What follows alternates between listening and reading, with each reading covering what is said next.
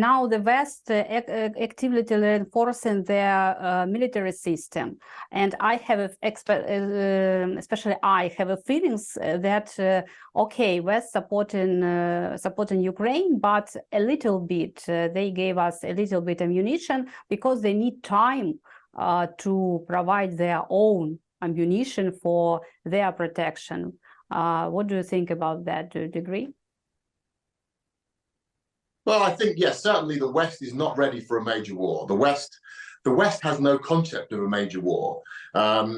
Western political leaders are from a generation, the average Western political leader now is about, senior politicians are at the age of 50 or 60. They've never seen a major war. Their parents have never seen a major war in most cases. There's two that they're the third generation of people, or certainly second generation, who have no concept of what war is. They are not prepared for it. It doesn't figure in their political manifestos. It doesn't figure in their economic plans. It doesn't figure in their strategic plans. It doesn't figure in their priorities. It's not there. It's not there. For them, the military is something you use to go to faraway lands and support your country's interests there. It's not to defend your homeland, because the idea of your homeland being threatened is absurd. Nobody does that today. No one does that anymore. At least that's what they thought. Now, all of a sudden, after the invasion of Ukraine, and the whole of Europe, the whole of the West is having to think, certainly Europe is having to think, wow, we live in a new world now. We live in a world where we are under threat, where it could happen that certainly the Baltic states could be invaded, Moldova could be invaded, Poland could be invaded, Central Europe could be put under some sort of satellite, some sort of proxy occupation. These things are now possible. They're not likely, but they're possible. It's still unlikely that Russia would physically invade Western Europe, frankly, but it's quite believable that Russia could launch some military operations against Central Europe and Eastern Europe. And Russia could very easily launch some sort of hybrid attacks on Western Europe. Certainly it could take out Western Europe's digital infrastructure, internet connections, energy systems, other vital forms of communication infrastructure, transport infrastructure, missile attacks, chemical weapons. I mean, there's really no limit to what we could be talking about here. Yes, conventional attacks on Western Europe are unlikely still, but hybrid attacks, non-conventional attacks are quite possible. And the West is waking up to this now. So they're starting to realize they need to arm, but it's a very long process. It takes a long time. They have to build factories. They have to build political consent amongst their electorates. Because the electorate is saying, well, I want a new school, I want a new hospital, I need more money for my brother or my mother or my sister or my daughter. Why are you spending money on weapons? What's the point of this? So they have to explain to them that we live in a different world now. We live in a different world where there's a big threat emanating from Russia. And Russia's threat is encouraging other countries like Iran and China to also become more aggressive. So it takes a long time to manufacture the political consent as well as the physical manufacturing of ammunitions, and it's taking time. We're only now starting to see the results. I think we'll really see a big increase in Western manufacturing of weapons, ammunition and drones as well in 2025. But now, in the modern situation, do you believe that Baltic states could be taken by Russian according to the Crimea scenario, without the blood, only with blind eyes of the West? Is it impossible now? No, it's very possible. It's very possible. I think the difference would be that they would fight back firmly. But then again, we'll have the moment. The moment will come if Putin is not stopped in Ukraine. The moment will almost inevitably come where Western leaders gather in America, or perhaps in London, or perhaps in Paris, or perhaps in Geneva, or in a major Western city. They gather around a table and they discuss: do we fight Russia? Yes or no? And they'll have to make that decision. And that decision will be based around fighting Russia most probably in the Baltic states. It could also be Finland, it could be Poland, but I think logic dictates that the most likely scenario will be the Baltic states, because that's the most vulnerable point of NATO. It's the weakest point, it's the smallest countries, and it's the closest for Russia. It's the easiest for Russia to launch an attack. So that will be the moment of truth. At that point, NATO needs to decide. They need to say yes or no. Now, of course, militarily, Russia has no chance against NATO. No chance. But this is a political thing, first and foremost. Politically, Russia has a great chance against NATO, because politically, Russia has the will and the resolve. And the West is showing in Ukraine today that it doesn't have the resolve, that it will fold, that it will retreat, that it fundamentally, it does not want to fight Russia, and it will not stand up to Russia. And that's what Putin counts on. He's not a fool. He knows he can't beat the NATO in a war. He would never enter into a full-scale war with NATO, because it will be suicide. But he knows, or he's very confident, that if he pushes NATO, NATO will collapse in, because fundamentally it does not have the resolve to stand up to him. Well, I absolutely agree. Let's proceed to the second part of our dialogue about that situation with shake-up in army Ukrainian leadership. You mentioned our colleague that you haven't seen any reasons to replace General Zaluzhny. Could you elaborate on that? Why do you think that haven't any sense?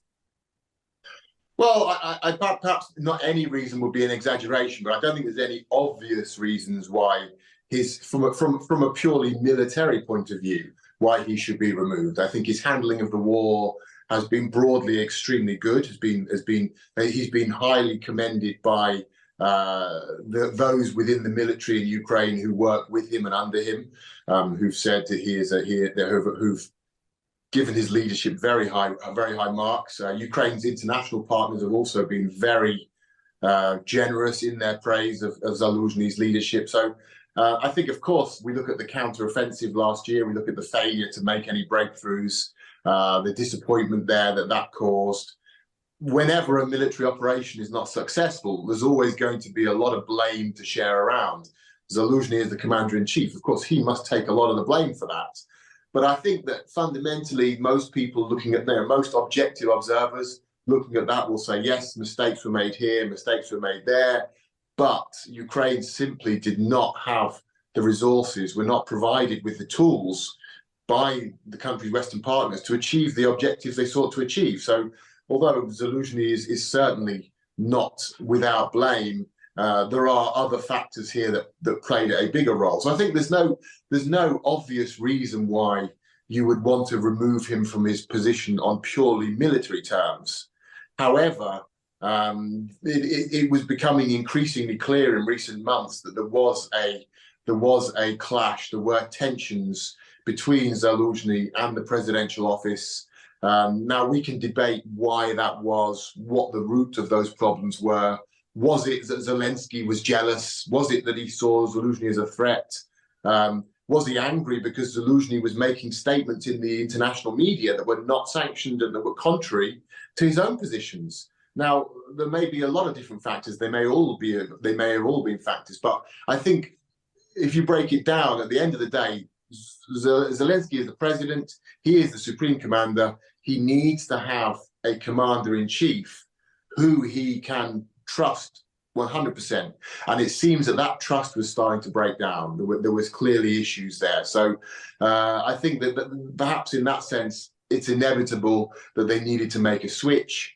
It's not unusual for military leaders to be changed during wars. It happened during World War II amongst the Allies on a number of occasions. It happened. It happens, in fact, in most wars. It's actually quite normal. So, but I think that my point would be there are the purely military factors. It's not clear that it was necessary, but from a political view, from a leadership view, probably it was actually something that was coming for a while and was perhaps necessary.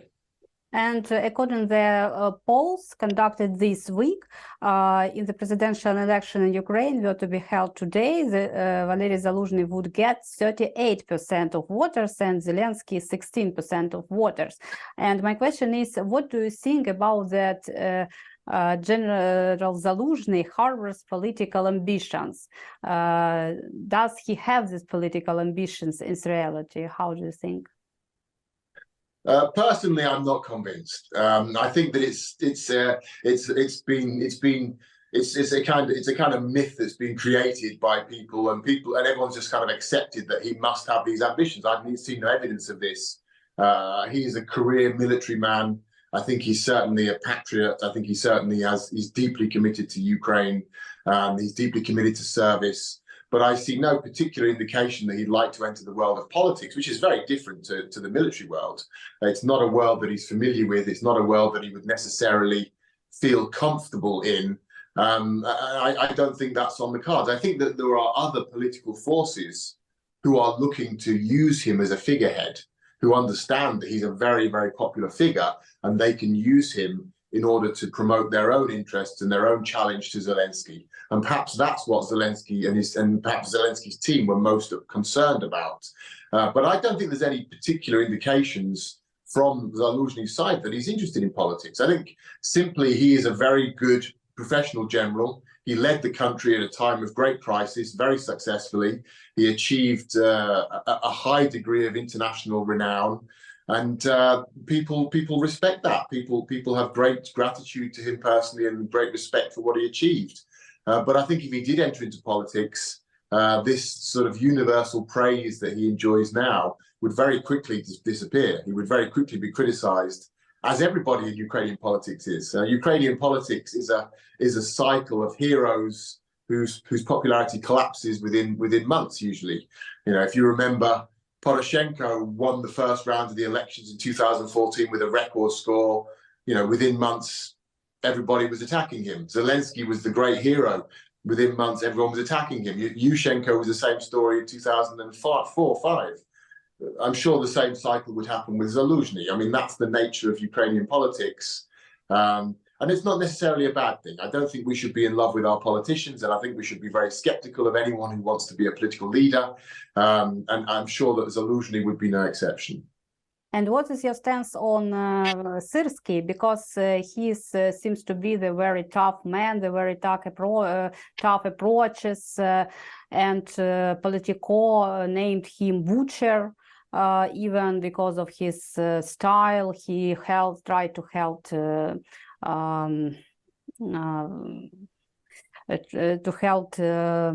the small town with very, very experienced soldiers. We lost a lot of people here. Now he tried to stay in Avdiivka. By the last news that we lost it in any way. So what will you talk about the Syrsky style?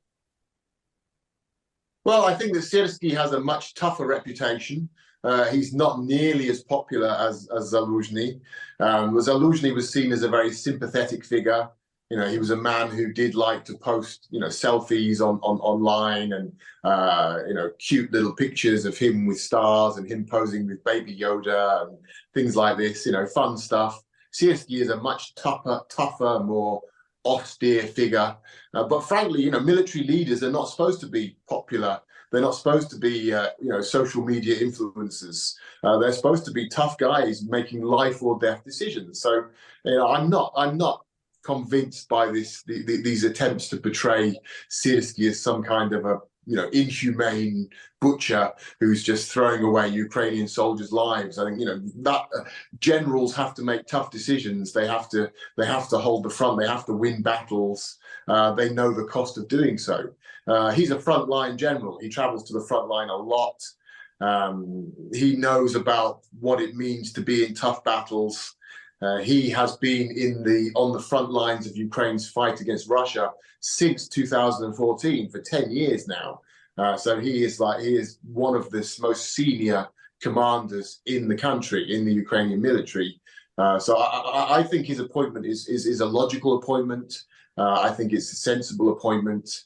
I think it's also important to note that alongside Syrsky, the recent changes also involve promoting a number of younger generals, a number of commanders rather, who represent a new generation in the Ukrainian military, are also who are also combat veterans, who've also been involved in innovating on the front lines, incorporating new forms of warfare, drone warfare, electronic warfare.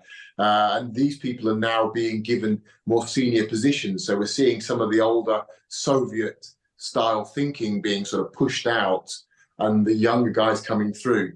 But we've still got at the top, at the head of the army, a very experienced leader who knows what it means to command armies in the field and also is ready to make tough decisions. Yes, thanks a lot, Peter, for sharing your thoughts with us. I appreciate it very much. Thank you. Yes, it has been such a pleasure for me to have a dialogue with you. Thank you.